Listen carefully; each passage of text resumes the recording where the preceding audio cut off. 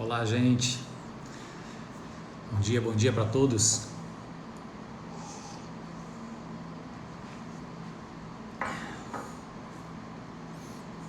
Bom dia, Camila. Bom dia, Rodrigo, Serginho, Manito. Bom dia, Rafaela, Laís, Adelina, Ana Lúcia, Antônia. Bom dia a todos. Bom dia, Selma. Sejam todos bem-vindos à nossa live do livro de Gênesis, entendendo o princípio de tudo. Bom dia, Eveline, Lídia. Bom dia, Val, Tamim. Bom dia, boneca. Estamos aqui na igreja trabalhando e tirando esse momento para a gente estar junto aqui e estudar capítulo 16 do livro do Gênesis. Bom dia, Laudeci, Emanuele, Joana, Betânia.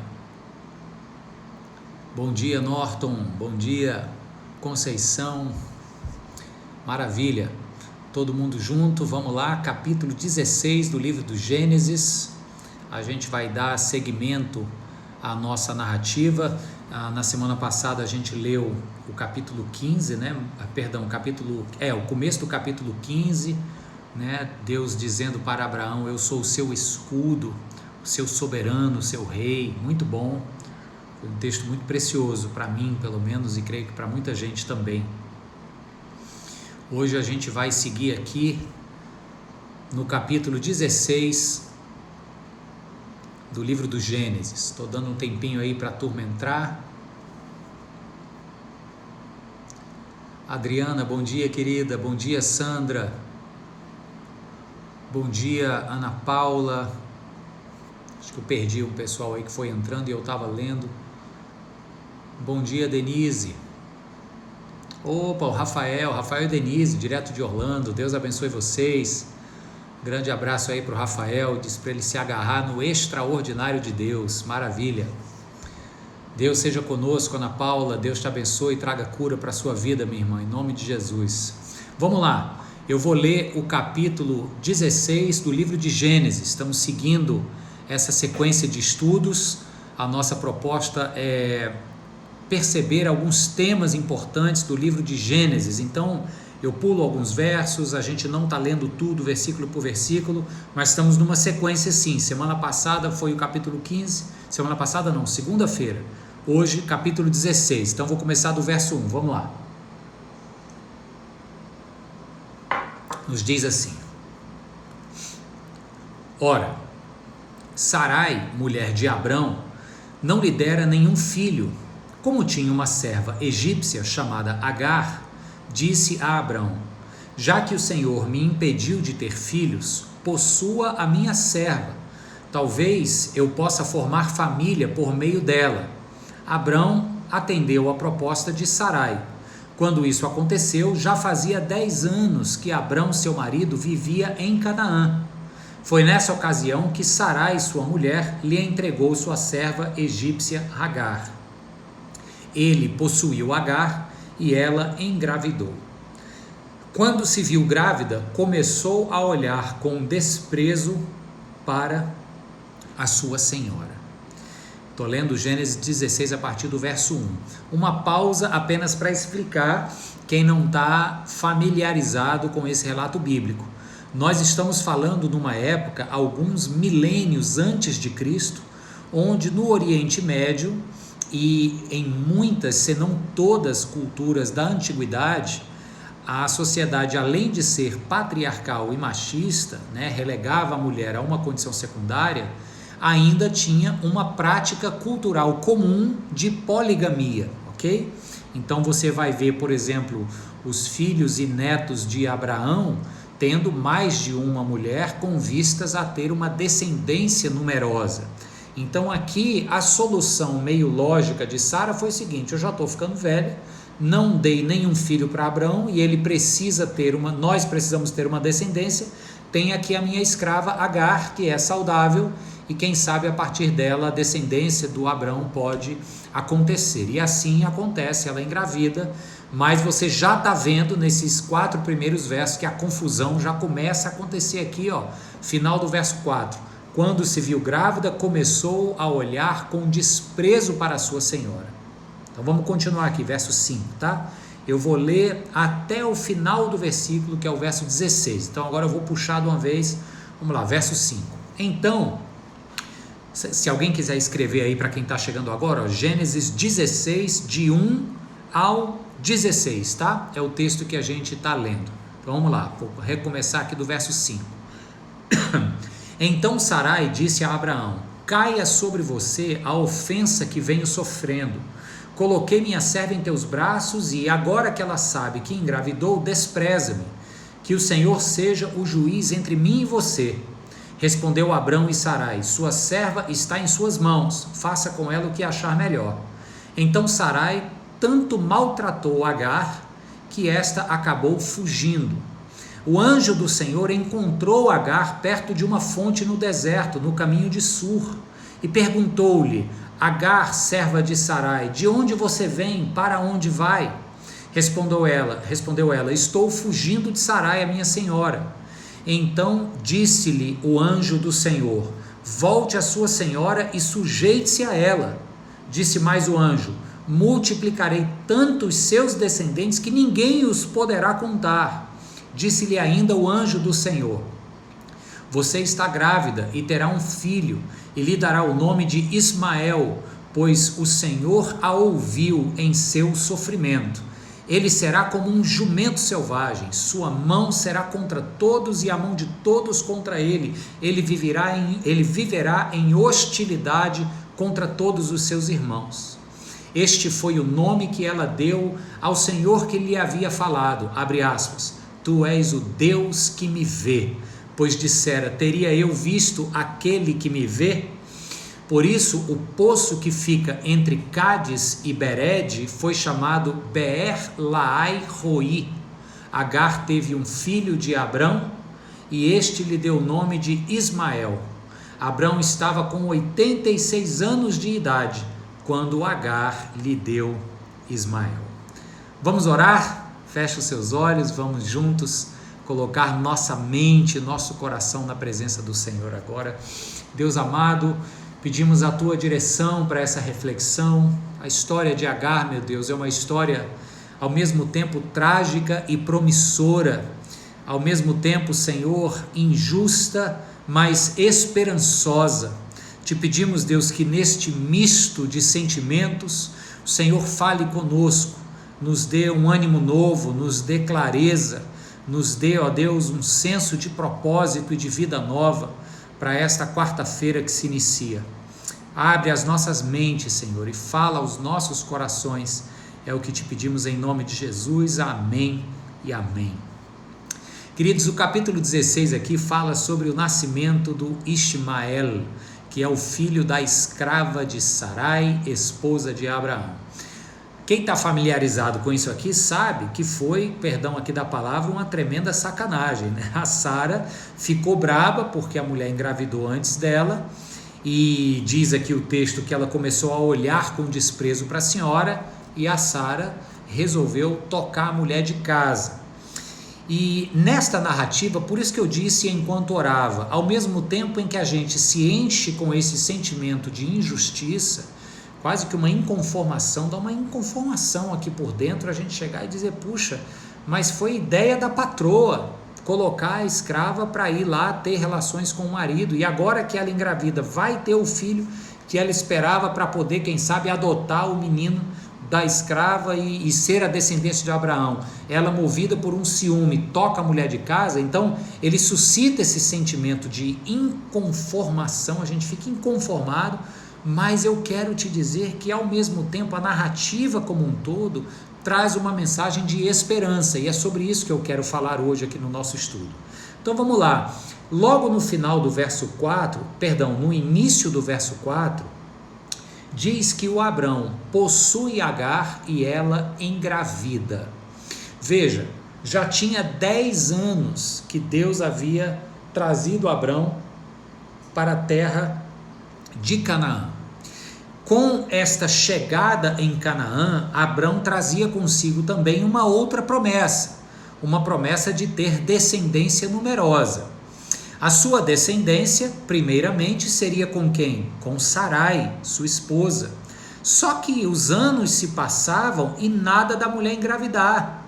E você sabe, se não sabe, eu vou te dizer que nas culturas orientais, médio-orientais, na antiguidade como um todo, o ventre de uma mulher estéril era um símbolo de maldição dos deuses.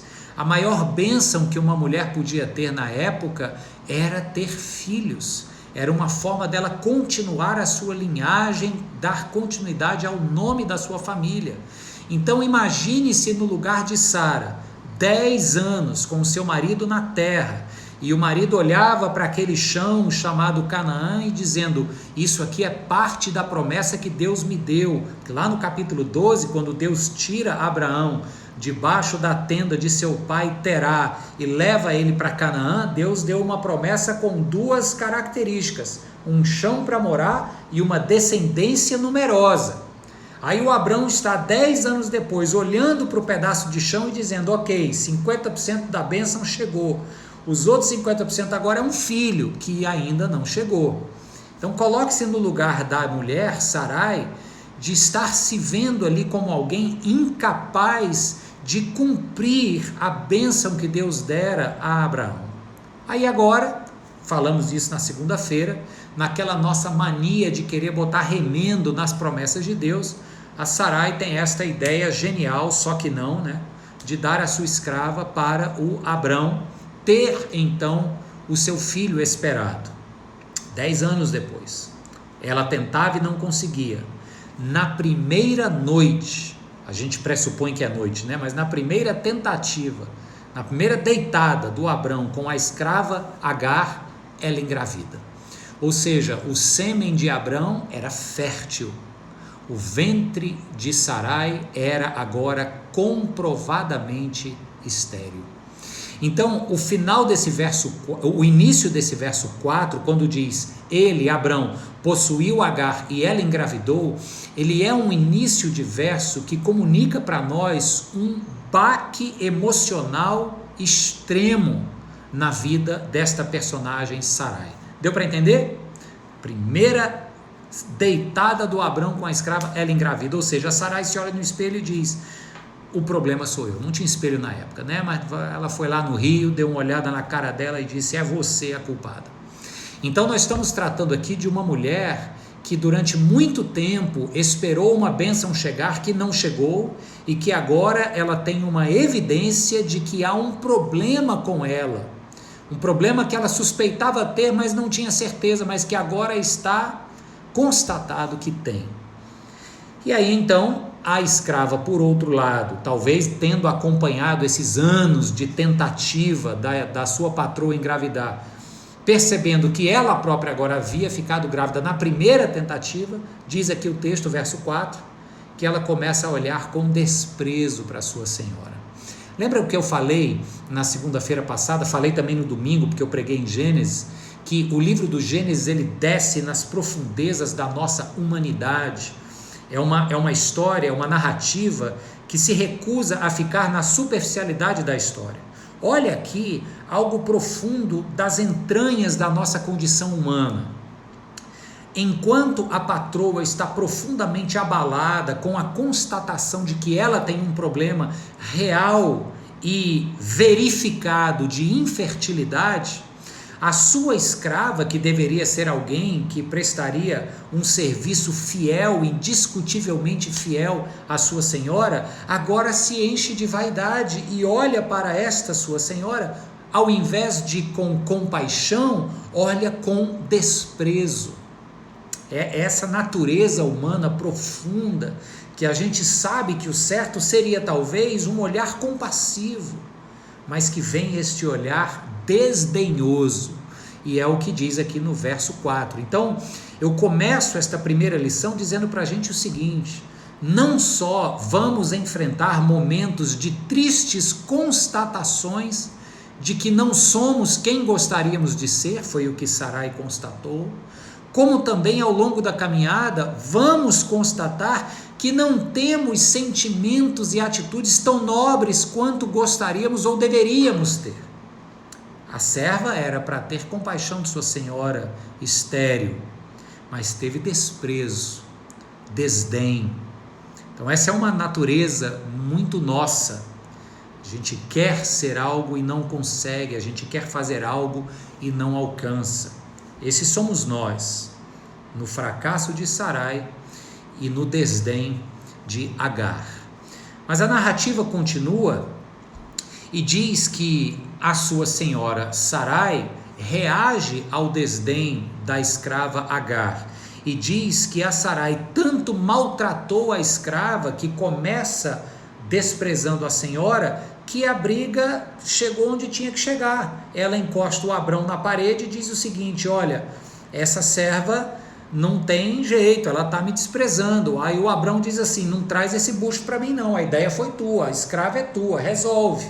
Aí ela foi e resolveu, maltratou a escrava tanto que a escrava fugiu.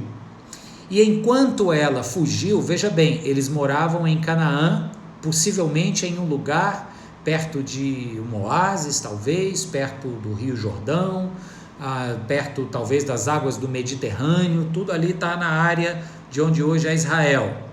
E na região em que eles moravam tinham condições de vida, porque eles assentaram-se ali.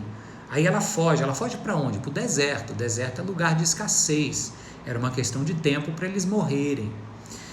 Só que quando ela foge, aqui começa o drama da história a ganhar uma virada. Quando então a escrava de Sarai está no deserto, fugindo dos maus tratos de sua senhora, um anjo chega para ela e faz uma pergunta curiosa. Ela estava perto de uma fonte no deserto, a caminho da região de Sur. Estou no verso de número 8. O anjo chega e pergunta: Agar, serva de Sarai, de onde vem e para onde vai? Aqui no Ceará a gente lê assim: de onde tu vem, para onde tu vai? Mais ou menos, né? Ele faz uma pergunta questionando uma geografia. A pergunta dele é de onde e para onde. Ao que a escrava responde dizendo: estou fugindo de Sarai, minha senhora. Ela não responde a pergunta geograficamente, ela não diz nem de onde nem para onde. Ela responde o quê? É como se o anjo tivesse perguntado: o que você está fazendo? Aí ela responde: eu estou fugindo da minha senhora. Mas o anjo pergunta outra coisa: de onde você vem, para onde você vai? Claro, se era um anjo da presença do Senhor, a gente sabe que quando Deus faz essas perguntas decisivas para as pessoas, para personagens, ele já sabe a resposta. A pergunta é muito mais uma proposta de autorreflexão para aquele que a recebe. Então veja, o que Deus pergunta para Agar é: de onde você vem e para onde você vai? O que está embutido aqui nesta pergunta é uma chance dela refletir sobre por que eu saí de onde eu saí e que futuro eu terei indo para onde eu espero ir. Deus, nesses momentos cruciais da nossa caminhada, nos dá essa oportunidade de refletir sobre os caminhos que estamos seguindo, de refletir sobre que tipo de postura teimosa ou ausente de perdão e compreensão nós estamos enchendo os nossos corações a ponto de nos levar num caminho. E o anjo para Agar no meio do deserto para dizer: considere de onde você saiu e para onde você está querendo ir. E quando ela então responde de maneira confusa: eu estou em fuga, aí o anjo fala para ela o seguinte, verso 9: disse-lhe então o anjo do Senhor: volte à sua senhora e sujeite-se a ela.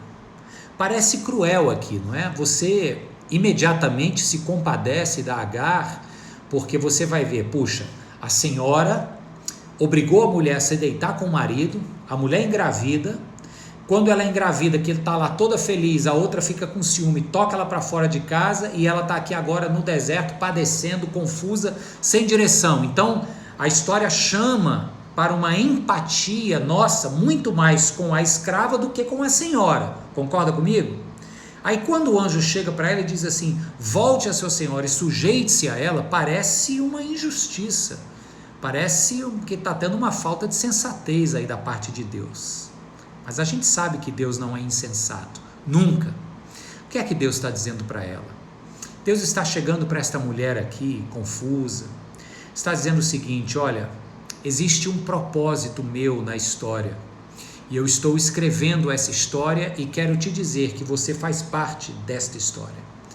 Então, não é certo você fugir de sua senhora. Volte para ela e continue sendo serva dela. Em outras palavras, Deus está dizendo o seguinte, olha, eu estou ciente que você foi injustiçada, eu estou ciente que você foi desprezada e expulsa de casa.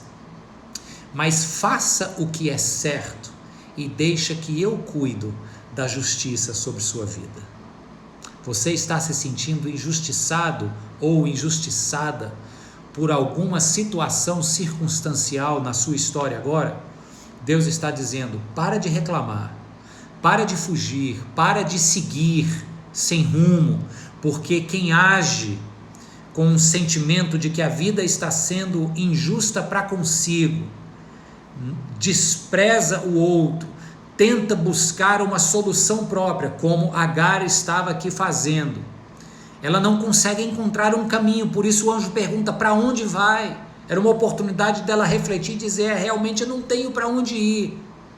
Deus está falando assim, ó, volte no caminho de onde você veio, para fazer o que é o certo.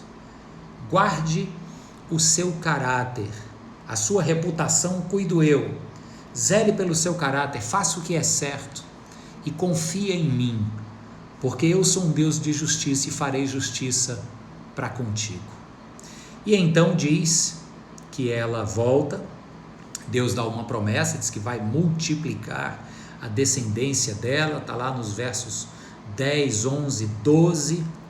Aí no verso 13, esta mulher que estava fugindo de sua senhora, sem saber muito bem o porquê, apenas agindo no impulso da mágoa, e quem age no impulso da mágoa vaga pelos desertos da vida sem saber onde vai chegar, e Deus pega ela e diz, não é esse tipo de caminhada que eu quero para você, volte, faça o que é certo e deixa que eu oriento o seu futuro.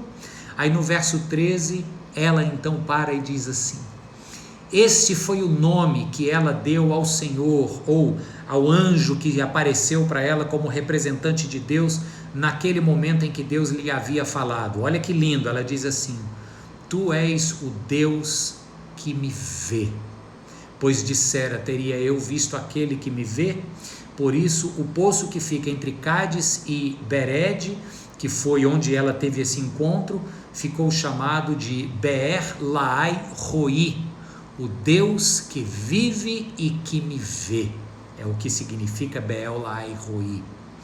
Agora, gente, o nome que Deus disse que Agar deveria dar ao seu filho seria o nome Ismael. A finalização aí do El, você já sabe que tem a ver com Deus. Ismael significa o Deus que ouve.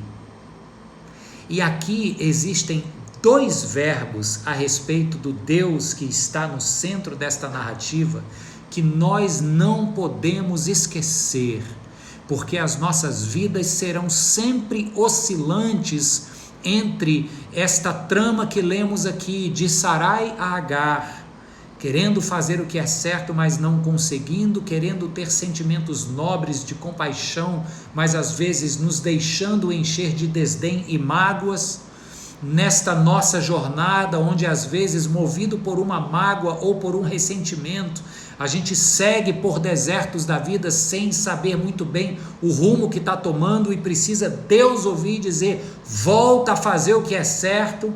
Nesta trama existem dois verbos que Deus faz questão de revelar para Agar, para esta mulher injustiçada, sofredora, que está no centro desta narrativa de hoje. Primeiro é o verbo que está no nome de seu filho, Ismael, é o Deus que ouviu o sofrimento daquela escrava. O Deus a quem servimos é um Deus que ouve as nossas preces, que está atento às nossas orações, mas muito mais do que apenas aquele momento religioso em que a gente põe para fora palavras, às vezes tão religiosas quanto, repetições. Tem gente que vai fazer uma reza e repete a mesma coisa várias vezes, sabe? Não é isso que Deus quer. Deus ouve o clamor do nosso coração, a nossa conversa, a nossa oralidade sincera. Ele é o Deus que se revela de Ismael, o Deus que ouve. Ele ouve aquilo que às vezes você sequer pronuncia, ele ouve. Mas é também, e o segundo verbo vem aí, este Deus que enquanto Agar esteve no deserto da sua mágoa e ressentimento, ausente de direção, é o Deus que se mostrou para ela nesta figura deste anjo e que disse: eu sou o Deus que te vê. Então ele ouve e ele vê. Eu desconfio que seja este caráter do Deus que vê que alcançou o coração do discípulo de Jesus chamado Natanael. Porque Natanael, lembra-se deste encontro, era aquele discípulo que estava debaixo de um pé de figueira e que ficou muito cético quando André chegou para ele e disse: olha, nós encontramos o Messias, ele veio lá de Nazaré. E Natanael disse assim: Nazaré, que fica lá na Galileia? Por acaso tem algum profeta que preste que venha da Galileia? Então, enquanto este Natanael estava cético na sua arrogância, vem Jesus para ele e diz assim: Natanael, eu te vi debaixo da figueira. E na hora que Jesus diz isso, o Natanael diz: opa, verdadeiramente, tu és o Filho de Deus. Eu desconfio que seja esta percepção que a Agar teve aqui, que o Natanael teve, e que nós precisamos ter ou nos lembrar de ter. O Deus a quem servimos e em quem cremos é um Deus que nos vê nos nossos momentos de fragilidade, nos momentos em que nos faltam forças, nos momentos em que estamos talvez maquinando alguma coisa para fora dos seus propósitos. Ele é também esse olhar que chama a atenção. Os olhos do Senhor estão por toda a terra, diz o livro do profeta Isaías. Ele é o Deus que ouve o nosso choro e é o Deus que nos vê em nossa angústia. Agar para nós hoje é este personagem que nos lembra que no meio das injustiças da vida, no meio das perambulações pelos desertos da vida, às vezes a gente cai em situações que são meras consequências das nossas escolhas, quando essas escolhas são feitas na base do ressentimento, da mágoa, do abrupto do momento, sabe aquela reação que a gente tem no calor do momento? Sempre dá errado. Mas Deus tem este enorme prazer, como um pai que olha para um filho fazendo besteira, corre por fora, vai lá na frente do filho e diz assim: de onde tu vem e para onde tu vai? Não interessa a resposta que a gente tem para dar. O que interessa é o que a pergunta de Deus quer suscitar no nosso coração. Reflita do porquê você saiu de onde saiu e constate que para onde você está querendo ir é simplesmente lugar nenhum, porque quem age pela vida com este ressentimento não chega em lugar nenhum. Então este pai que interrompe o filho no meio da besteira e diz: de onde tu vem, para onde tu vai, é este Deus que nos vê e que nos ouve e que nos freia e diz: eu continuo te amando, eu ouvi o teu choro e eu vi você fazendo a besteira que fez e agora está aqui. Volte para onde você estava, faça o que é certo e confie que eu vou traçar os teus próximos passos. Essa é a palavra para nós hoje, gente, em cima da história ou de parte da história de Agar. A gente ainda vai falar dela mais uma vez e você vai ver que a situação para ela ainda fica pior. E mesmo assim, o Deus que ouve e o Deus que vê continua presente. A gente vai falar dela mais para frente nas próximas semanas. Feche os seus olhos agora, vamos terminar com uma oração, como a gente sempre faz. Santo e querido Deus, queremos te agradecer por essa verdade, Deus, tão poderosa. A verdade de que o Senhor nos vê e que o Senhor nos ouve. Obrigado, meu Deus, porque não estamos sós neste vale que às vezes é de sombra e de morte e que em outras vezes é uma campina verdejante, cheia de fartura e abundância. Em ambos os casos, a gente tende a esquecer do Senhor, seja pela abundância que nos engana achando que foi força do nosso mérito que as conquistou, seja, ó Deus, o desespero e a escuridão do vale sombrio, que muitas vezes nos cega à presença do Senhor ao nosso lado. Mas na mesma medida em que temos esta tendência de esquecer do Senhor no campo verdejante ou no vale sombrio, hoje e agora o Senhor nos lembra que em qualquer um desses terrenos o Senhor está presente, porque Tu és o Deus que enxerga, que vê e que ouve os Teus filhos. Obrigado por essa verdade, Senhor. Fica conosco hoje ao longo desse dia. Eu oro para que o Senhor também traga cura para pessoas enfermas nesta hora. Citamos nomes aqui no nosso coração, ó Deus, nomes de gente que a gente conhece. Quem está comigo aí orando agora sabe de pessoas e pode citar aí nomes das pessoas. O Senhor conhece cada uma delas, Deus. A gente te apresenta esses nomes para que o Senhor derrame da Tua misericórdia e faça a Tua obra de cura completa. No nome e para a glória de Jesus, Senhor, nós oramos e te agradecemos por essa palavra, Deus. Que o Senhor continue conosco hoje ao longo do dia. Em nome de Jesus, amém. Amém, gente? Que bom, maravilha. Pessoal, recadinho, hoje é quarta-feira, dia de culto de oração. Eu sei que quarta-feira, 20 horas, tem muitas outras lives aí, mas eu continuo dizendo isso, especialmente para quem é minha ovelha. A voz do seu pastor é aquela que você vai ouvir no meio de tantas outras vozes. Então hoje às 20 horas é um tempo de comunhão, é um tempo de ajuntamento, ainda que virtual, mas é um ajuntamento não menos real, como se presencial fosse. É um ajuntamento real, cheio da unção de Deus, para a gente ouvir uma palavra, para a gente louvar ao Senhor. E eu tenho uma surpresa para você que eu vou abrir agora de primeira mão, acabei de acertar.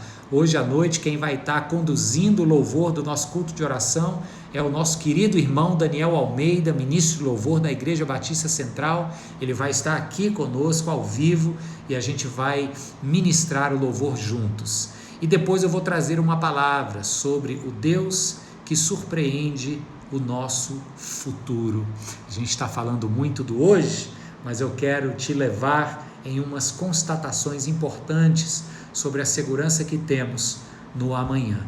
Então espero você, não neste canal, mas no YouTube da igreja, às 20 horas, transmissão ao vivo do nosso culto, ok? Essa live sobre Gênesis continua sexta-feira agora, no mesmo horário, no meu canal do Instagram, 9h30 da manhã, seguimos no livro do Gênesis. Deus abençoe a todos e até lá. Anitta, só para ficar claro, viu? O culto é transmitido, não é presencial. Nós não abrimos ainda a igreja para os encontros presenciais. Estaremos ao vivo, mas é na transmissão do YouTube, tá bom? Deus abençoe vocês. Eu não sei se eu consigo ler aqui essa ruma de comentários, améns, joia, maravilha. Não dá para ouvir todos, mas dá para ver que estava todo mundo atento, participando e recebendo a palavra do Senhor. Maravilha. YouTube, o Ricardo está me corrigindo aqui, eu devo ter falado errado, né? Mas é YouTube, 8 da noite, o YouTube da igreja, IP Nova Jerusalém. Beleza? Deus abençoe, gente. Forte abraço e até o nosso próximo encontro. Tchau, tchau.